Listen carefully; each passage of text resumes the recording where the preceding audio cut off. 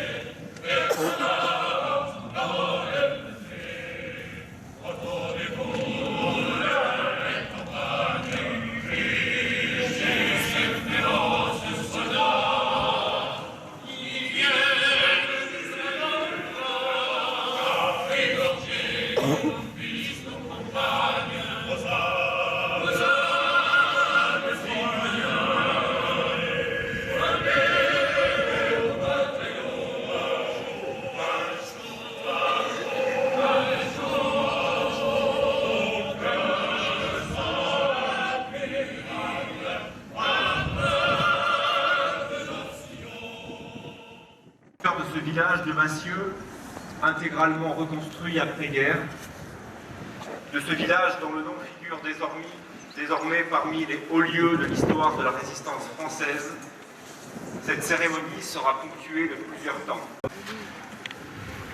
Témoignage de Pierre Revol, retraçant les dernières heures de la jeune Arlette Blanc, lu par Faustine. Le 27, nous sommes allés faire un tour au château pour voir nos fermes. Tout était en ruine et il n'y avait plus personne. Autour des décombres de la Maison Blanc, j'ai entendu un léger bruit de plainte et d'appel. Aussitôt, l'abbé Gagnol me dit « Il y a quelqu'un ». Nous nous sommes approchés et avons découvert la petite Arlette Blanc. Nous avons essayé de la dégager, mais nous n'y sommes pas parvenus car les corps de ses parents étaient enchevêtrés autour de sa jambe. Nous pouvons la retirer à nous deux, nous lui avons donné à boire et sommes allés chercher des anciens, Charles Barnary, Henri Chapailly et Martin Bertin en renfort. Ils sont venus la nuit pour dégager Arlette et la transporter sur une brouette à travers les champs et les bois jusqu'à Saint-Agnan. Malgré les médicaments, la petite fille atteinte de gangrène mourut après un calvaire de 10 jours et ses derniers mots furent « Je ne pensais pas que tant de souffrance était nécessaire pour mourir. Je vais mourir et mon papa qui n'est pas là. Je sais que je vais mourir, mais où va-t-on m'enterrer ?» Mesdames et messieurs, dans quelques instants, le président de la République rejoindra la nécropole. La cérémonie à la nécropole débutera à l'heure.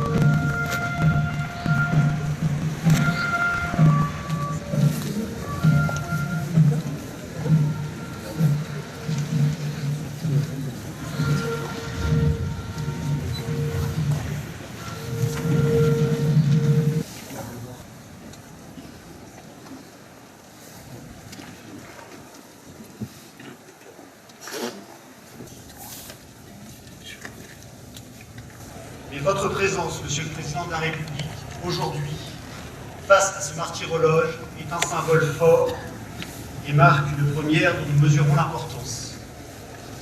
Soyez convaincus que nous sommes reconnaissants et sensibles à ce geste témoignant de la reconnaissance de la nation tout entière. Et au nom de tous, je vous remercie de votre présence. À vous, enfants de Vassieux, nés avant ou juste après-guerre, à vous, descendants des victimes civiles ou combattantes qui avaient grandi dans le souvenir douloureux de ces journées terribles de l'année 44, ou dans le silence assourdissant de vos proches meurtris, cette cérémonie vous est due. C'est la France tout entière qui est à vos côtés pour vous témoigner de sa reconnaissance et vous entourer de toute son affection. Aux nouvelles générations, et plus particulièrement à nous, Vassivins, l'honneur qui est fait à notre commune aujourd'hui nous oblige. Il nous oblige à un indispensable devoir de mémoire, car oublier les souffrances du Vercors reviendrait à reconnaître que leur sacrifice fut vain.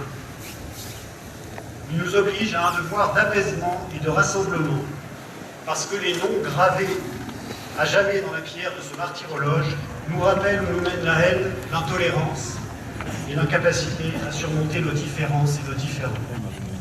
Il nous oblige à un devoir d'exemplarité, parce qu'en faisant don de leur vie pour le bien commun, l'engagement des combattants du Vercors fut d'une exemplarité sans faille et sans faiblesse.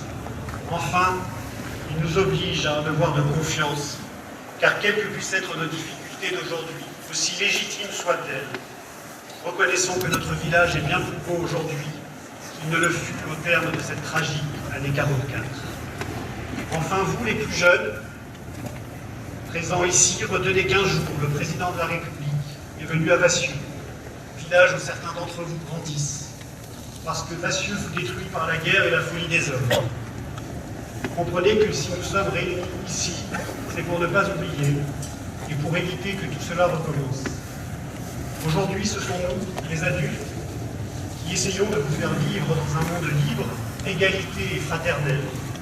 Demain, ce sera votre tour. Retenez que quelles que soient nos origines, quelles que soient nos couleurs de peau, quelles que soient nos religions, quelles que soient nos opinions, nous devons vivre ensemble. Nous le devons à la France. Alors vivez ensemble, dans la tolérance, la bienveillance, le respect et la fraternité, pour que plus jamais nous n'ayons à graver nos noms sur un martyrologe. Un hommage va à présent être rendu aux 73 habitants de Vassieux ayant perdu la vie durant les combats de 1944 et dont les noms figurent sur le martyrologe. Les noms de ces femmes, de ces hommes et de ces enfants vont être lus par des jeunes de Vassieux. D'autres jeunes du village viendront ensuite fleurir le martyrologe.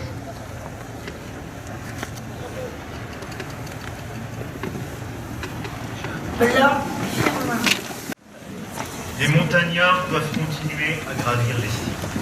Cette forteresse du Vercors pouvait devenir un cheval de Troie pour mettre à l'abri des hommes, réceptionner les armes, harceler l'ennemi.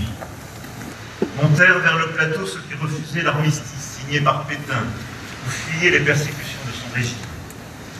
Des Français de toutes origines, des réfractaires du STO cherchant ici un refuge, des instituteurs et des professeurs, des gendarmes et des hommes d'église, des anciens de l'école d'Uriage. À mesure que ces premiers résistants montaient, les relents de la collaboration et les vents sordides des crimes nazis. Bientôt le printemps s'annonçait. La sève de la liberté semblait commencer à réchauffer les hommes dissimulés dans l'hiver. Pourtant, ce 16 avril 1944, il y a 80 ans jour pour jour, ici même, la milice française, sous le commandement de Raoul d'Agostini, lançait la répression contre la résistance du Vercors. Pendant 8 jours, les fermes seront pillées, incendiées, les habitants torturés, d'autres plus tard déportés, et 3 d'entre eux fusillés pour avoir été dénoncés par les Français. Le 23 avril, 2 900 de ces miliciens assistaient à la messe.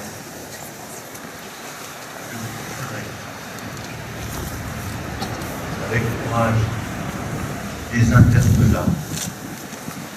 Vous êtes les premiers terroristes que nous accueillons ici.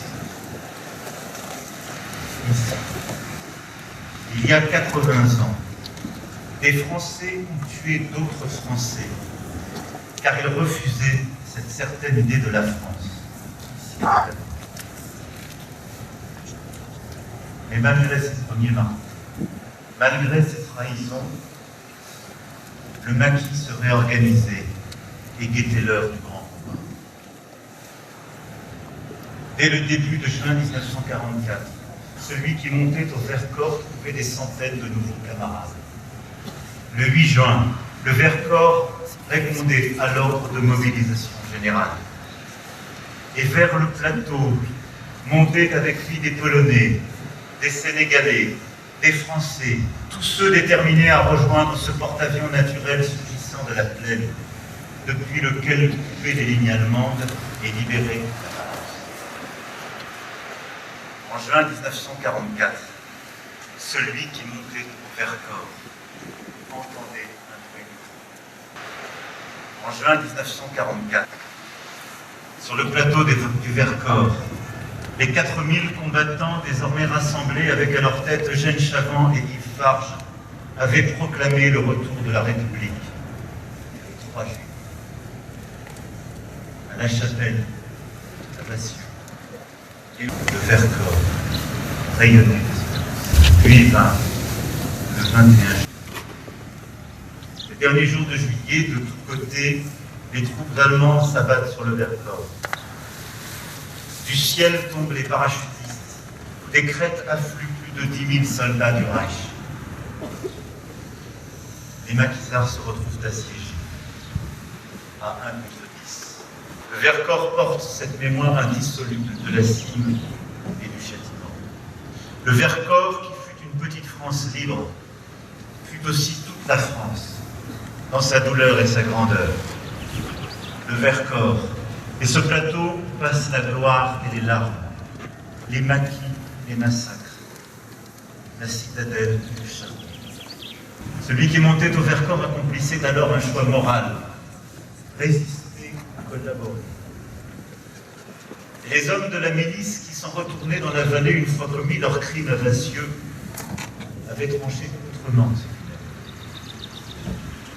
Serviteurs du régime de Pétain et Laval, soldats sous le commandement de Joseph Darnan, les Français trahissaient la France par volonté de vengeance, par pulsion de pénitence.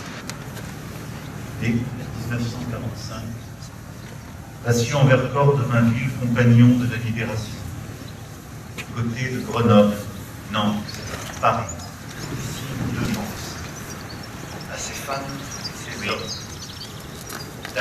d'avoir choisi la liberté pour la récupération. Qui a entendu le ras-le-bol des corbeaux sur nos plaines? Qui a entendu cette frisson du pays qu'on enchaîne? Oh, les baptisants, oubliez les paysans, c'est la lave.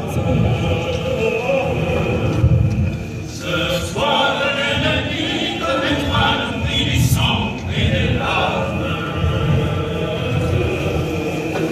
Montez de la ville, descendez des collines camarades.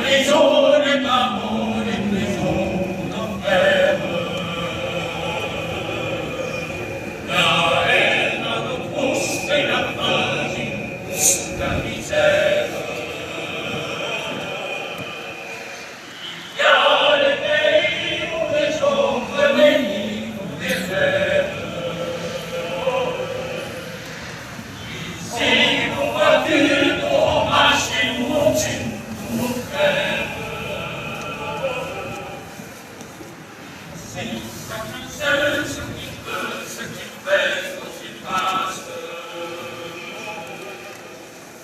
Ah, dis si tu tombes.